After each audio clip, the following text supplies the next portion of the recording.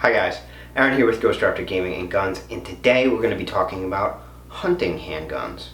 Particularly, we're going to be talking about the Taurus Tracker 627 and 357 Magnum. Now, this particular handgun I picked up at Bullseye Shooting Supplies, but it's an interesting story and we'll get into it later on. But for now, just know that the gun is a 357 Magnum. It actually has a 7-shot cylinder, not 6 shots.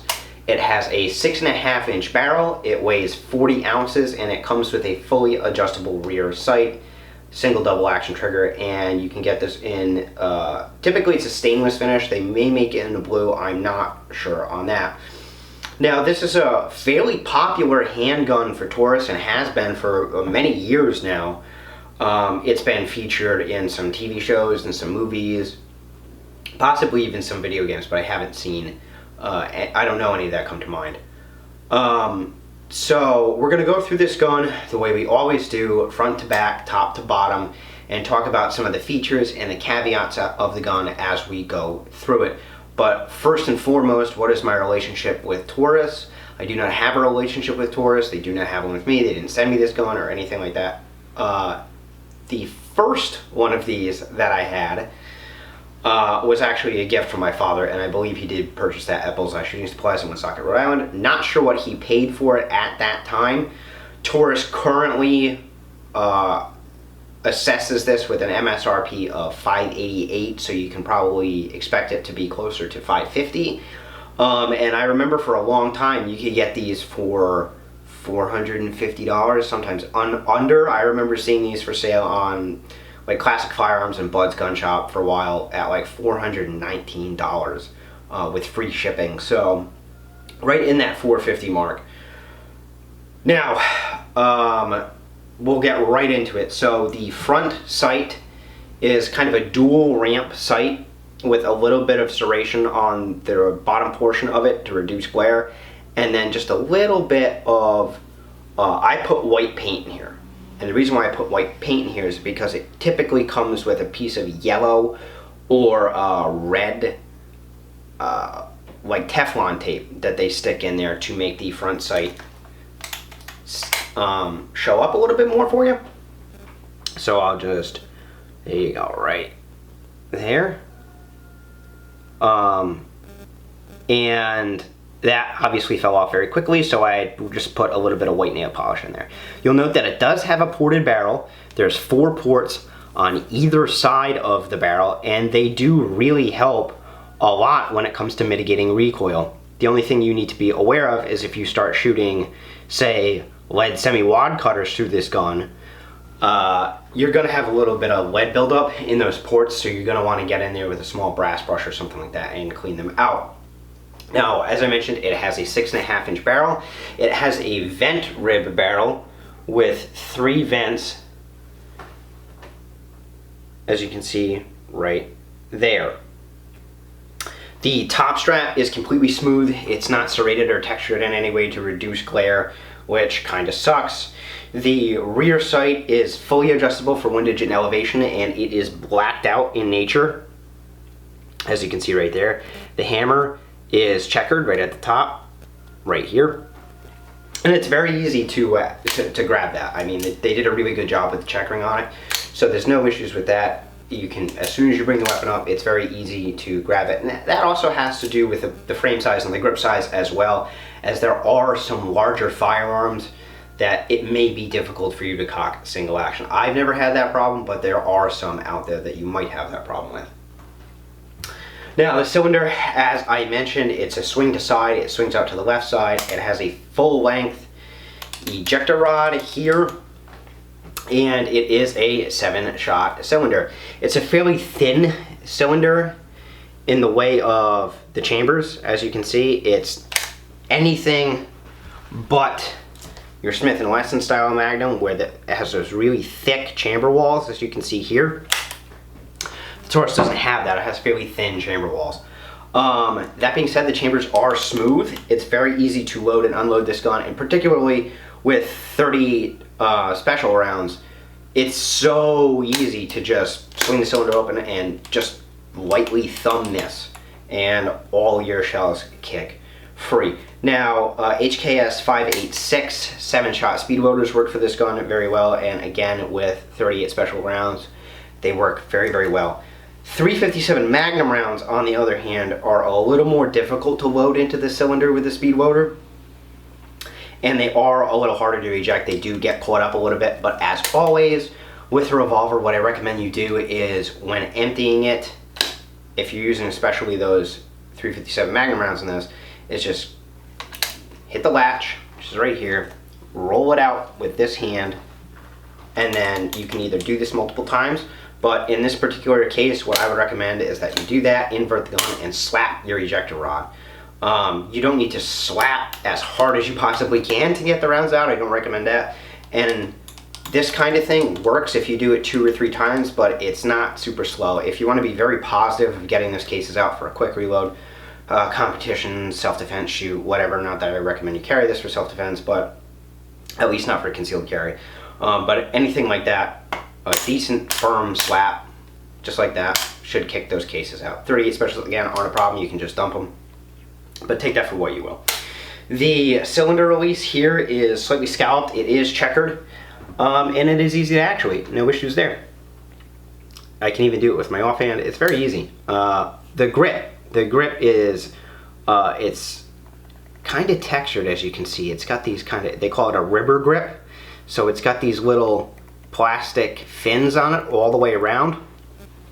Now, most people that I talk to say that they really hate these grips. They're like, even my brother who shot this gun, my dad who shot this gun, and anybody I know who's ever owned a Taurus revolver with the rubber grip on it, they all kind of hate it.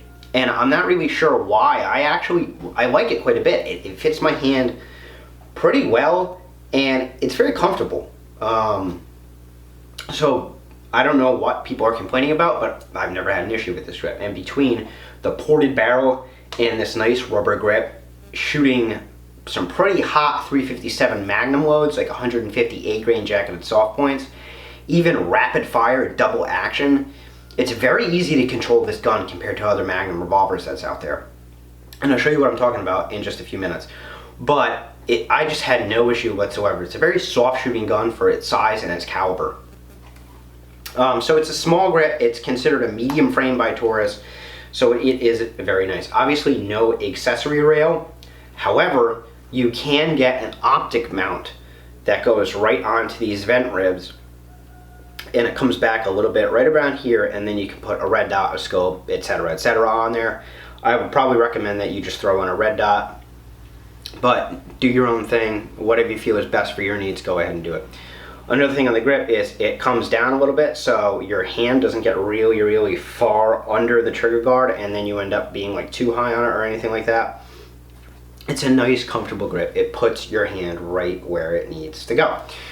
Obviously, there's no dust cover, there's no bottom rail. The trigger guard is elongated ever so slightly. Just enough that if you were wearing gloves, you could get your finger in there, but if you have like big old bare paws and then you're wearing gloves, you might want to seek something out with a slightly larger trigger guard than this one. Speaking of the trigger, it is a smooth face trigger, as you can see right there, and you know, it's nice. Do I want a serrated trigger? Chances are yes, but that being said, I don't think a smooth trigger is really a deal breaker either. So I'm not so concerned with the traction on it. It's fine. So let's get into the trigger. So this is double action, single action revolver, and the double action is really smooth. It's not very stagey. What I mean by that is, if you take a look at this Smith & Wesson Model 28 Highway Patrolman, previously reviewed by the way, go and check it out. It's got this double action, single action trigger, and the double action trigger is kind of stagey. And I know some revolver enthusiasts are going to cringe that I'm dry firing this gun, but too bad. Yeah, it's a little stagey. And then the single action, obviously, on this gun, just in case you're curious, is absolutely insane. It's like a 2.5 pound trigger. This trigger, on the other hand, is not nearly as stagey. It's actually much smoother double action. The trigger pull is heavier in double action, but it is very smooth. Very much smooth. Smoother than the Smith & Wesson, which I'm kind of surprised by, because Smith & Wesson is a high quality revolver and they tend to have pretty good triggers. Now the single action trigger, on the other hand, is not nearly as good as the Smith & Wesson. But just to show you what I'm talking about here, it's got 0 take up in single action.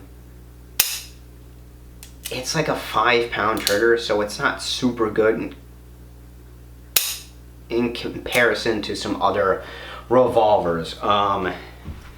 Compared to this Ruger Vaquero, and I know this might be a little unfair as this is a single action only gun. Yeah, this is a little lighter, probably about a pound lighter. I want to say it's about a 3.5, 4-pound trigger. It's a pretty good trigger. And then on this guy here, it's like a 4.5, 5-pound trigger, so it is a little heavier. And it's a little gritty, which is something that I don't like. But how does it shoot overall? I shot, I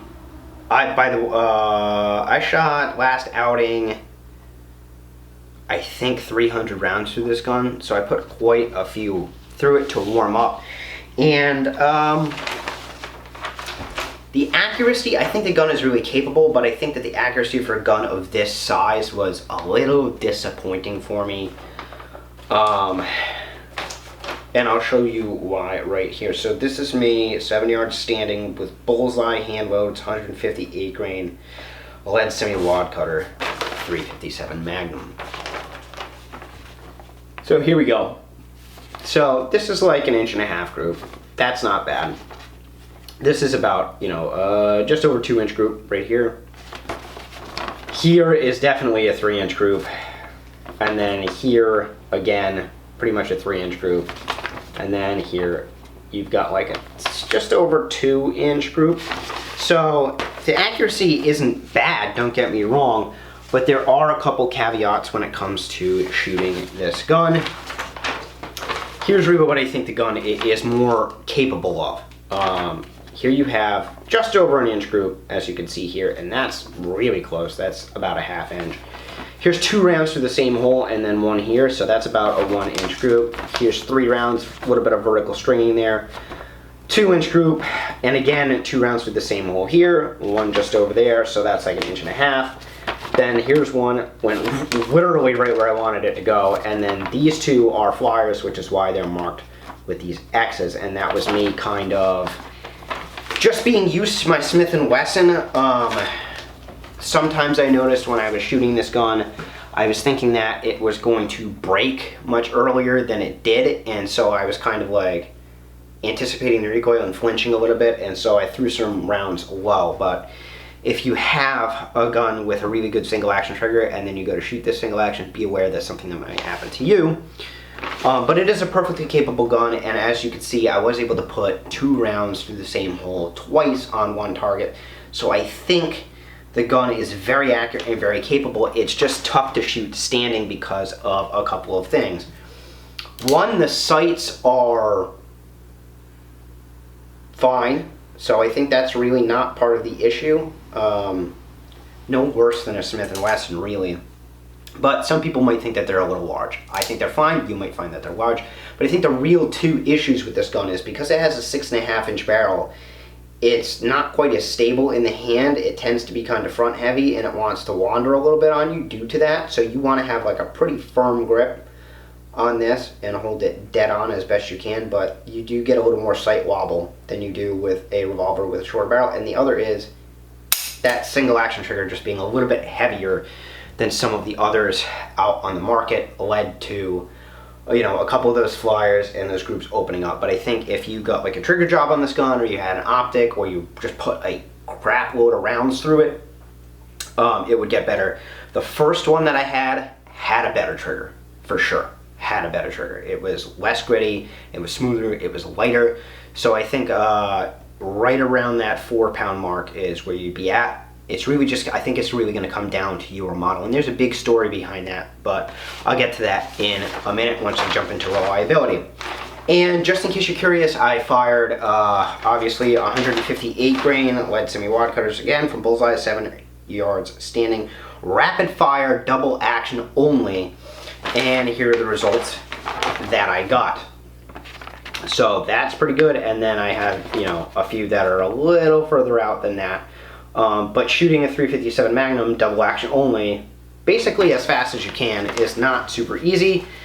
But that's what I got. I got like a 6-inch group basically. So this gun is very much capable for self-defense. And the reason why I wanted to bring that up is because it really is a hunting sidearm, or even a primary hunting firearm in certain states. This is fully capable of taking deer, it's fully capable of taking hog, it's fully capable of taking black bear.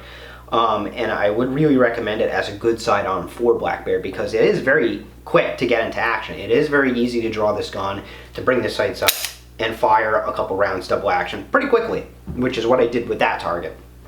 So if you're getting charged by a bear and you only have a bolt action rifle, it would be pretty easy but also pretty wise to carry a gun like this, and that way you can draw it and put that threat down to you. And if you're lucky and you don't get mauled, that's good. If you're really lucky, you can take that bear home and stick it in the freezer, which would be really nice. So overall, it's a pretty good gun. It is a little lackluster when you compare it to Smith & Wesson or Colt, even some Rugers. However, it is generally a lot cheaper than those guns. You see Smith & Wessons and Colts going anywhere from, like, for a similar 7-shot 357 Magnum from those companies, you're gonna see a gun that starts at like $700 and works its way up to like $1,200 instead of literally like $425, $450. So you do get a good value with these guns, but you also get what you pay for. So let's talk about reliability. Now, this is a long story, but the first one of these I got was the Christmas gift from my father. It had a slightly different finish. It was a lighter, much smoother, more reflective version of this finish. It was really, really nice, and I liked it a lot. And then one day while I was shooting it with my buddy Evan, the barrel bulged. Actually, the barrel bulged right here under the first vent right there. It bulged out, and it was very obvious that that's what had happened. So I called Taurus. I said, hey, my barrel bulged, not sure what that's about, let me send it in to you. Now, at that point in time, and this has flip-flopped since then, this was circa, I want to say 2015, their customer service was basically a no questions asked lifetime warranty. So I sent it to them, and they told me, okay, we'll replace the barrel, which is a pretty big part, obviously, and you'll get it back in about 4 to 6 weeks. They sent me a shipping label, put it on a box, packed it up, shipped it out. I'm like, okay, 4 to 6 weeks. Which is a little long, to be fair, but whatever. They're fixing the gun for free, lifetime warranty. I felt pretty comfortable with that. So, I wait. And 4 weeks goes by. It's okay, I'm still right in the window. 5 weeks goes by. Didn't think anything of it. 6 weeks go by. Okay, should be at my doorstep any day now. And then 8 weeks went by. And then 10 weeks went by. And I'm calling these guys trying to figure out, where is my gun? Did you ship it already? They didn't give me any kind of information. It was a really terrible customer service experience. And then finally, after about 12 weeks, it showed up on my doorstep. And I take it out of the box, and what's the first thing I notice? The finish on the barrel doesn't match the finish on the frame. 2 different finishes. And I'm not like, oh, it's black, or it's tungsten, or it's something that makes the gun pop. I mean, they're both stainless finishes, but they don't match. I'm not very happy at this point. But I'm glad to have the gun back and have it fixed. Now, what you notice about this gun here is that if I open the chamber, or cylinder I should say, you can't see the firing pin. That's because this has a firing pin return spring on it. So if I get really close to the camera, maybe I can show you this. The firing pin protrudes. I don't know if you're going to be able to see it, but it protrudes, and then when you let go of the hammer, the trigger, it retracts because it has a return spring there. Perfect. Well, apparently when they serviced this weapon, they completely disassembled it and failed to put that part back in.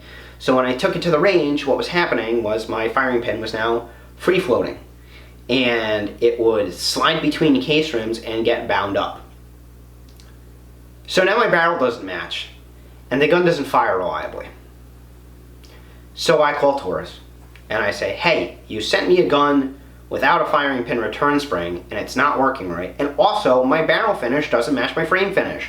What are you guys doing? So they said, okay, send it back, and we will put that firing pin return spring in there for you, but we can't give you a new barrel despite the fact that the frame doesn't match, or the finish doesn't match. So at this point, I'm pretty upset, but okay, I'll send it to him. So I send it to him, I get it back, okay, same barrel, firing pin return spring is now installed. Cool. Now, whenever you get a gun back from most manufacturers, Taurus, I know for a fact, does this, they tell you what was wrong with it, what they fixed, and then how they test fired it, what loading, and how many rounds they put through it. So, they had said that they put American Eagle 158 grain full metal jacket through it, 14 rounds. Well, I get out to the range with my brother, and the gun still isn't operating right. I get a couple of rounds out of it, double action, and then it stops working. So I open the cylinder, take a look at everything, hey, what's going on here? Close it back up, didn't see anything wrong, fire one more round, stops working again. I'm like, what the hell is going on with this gun? So I dump the rounds, put more, just top it off, close it back up, make sure everything's fine. Okay, sure. Gun won't fire.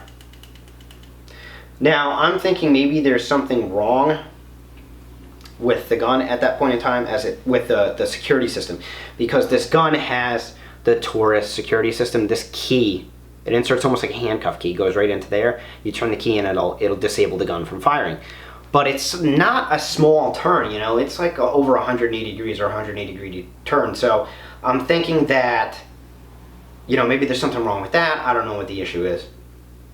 And then I finally spot it. On the back of the cylinder here, you have your cylinder latch. So let me show you that real quick.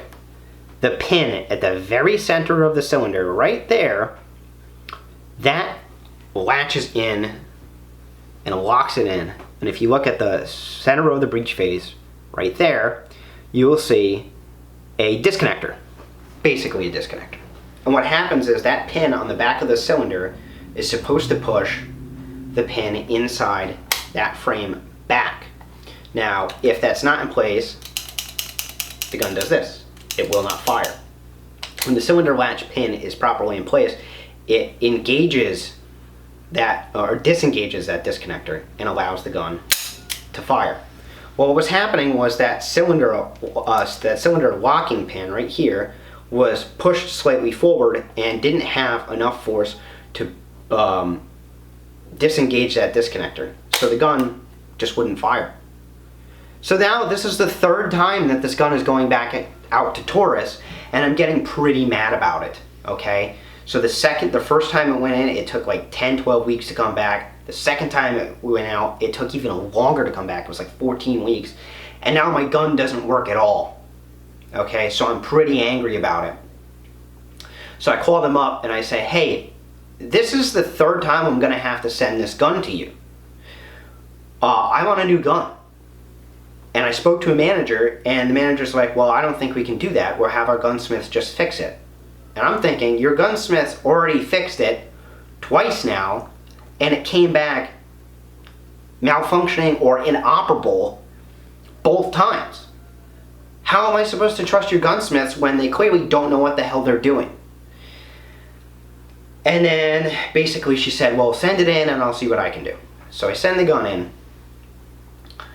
and another 16 weeks goes by, and I get a call from Paul Connolly over at Bullseye Shooting Supplies, and he says, hey Aaron, I have your new Taurus here.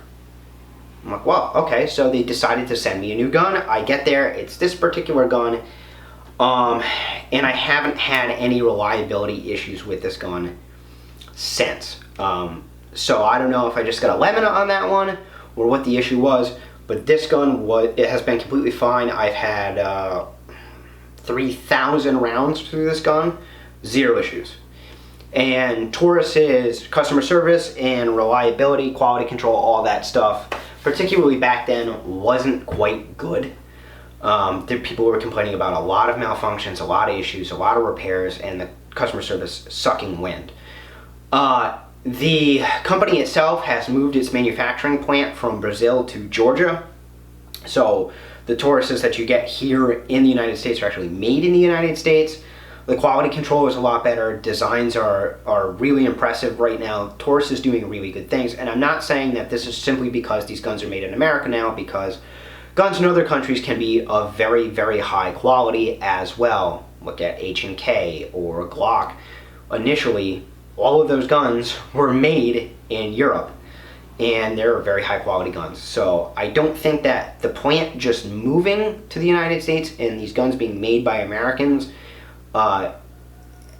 necessarily helps the quality. But what I will say is, since the plant has moved to the United States, quality has been much better, customer service is much better. So if you have a problem for whatever reason with your Taurus, I don't think you're going to have any real problems with their customer service or any problems with their quality control or gunsmithing that they need to do to your gun to fix it. You probably won't have any problems at all at this point, but I need you guys to know that this is what happened to me in my experience, and that the quality control in my experience has been hit or miss. Now, I do have another Taurus here. This is a Taurus PT-140 Millennium G2 in 40 Smith & Wesson. I have about 5,000 rounds through this gun as is, and I never had an issue with it. So that being said, I don't think that Taurus is the most reliable company out there, but I think they have improved quite a bit, and I don't think that if you bought a modern 627 made right here in the US now, that you would have any issues with the quality. So I think that about does everything except for one thing, which is Patreon. Guys, if you like this kind of content and you want to support the channel a little bit, I'll put a link in the description to Patreon. So if you're interested in supporting the channel, $1 a month goes a long way. Targets, ammo, that kind of stuff. And it helps me make these videos for you guys. So I really appreciate your support. Remember to like, share, and subscribe. Thank you very much. This has been Aaron with Ghost Raptor Gaming and Guns. Have a good day.